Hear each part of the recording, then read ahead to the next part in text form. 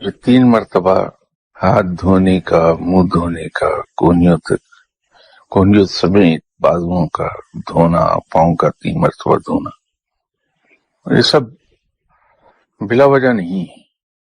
جو پہلی مرتبہ ہم دھوتے ہیں تو اس سے جسم کی ظاہری صفائی ہوتی ہے، دوسری مرتبہ دھونے سے انسان طاہر ہوتا ہے، اور تیسری مرتبہ دھونے سے جسم اور روح کی تطہیر ہو جاتی ہے۔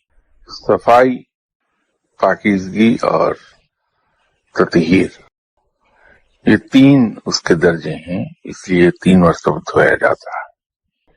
تطہیر کا ہونا بڑا ضروری ہے کہ تطہیر کے بعد ہی صحیح معنوں میں انسان کی جسم اور روح میں وہ لطافت پیدا ہوگی، وہ بالیدگی آئے گی جو اس کو اس راہ پر لے جائے گی جو رب کے قریب اسے پہنچاتی ہے۔ اسی سے انسان تقوی کی طرف جاتا ہے، اور تقوی انسان کو اللہ کا پسندیدہ بندہ بنا دیتا ہے۔ یوں وضو میں ہر رکن 3 مرتبہ ادا کیا جاتا ہے۔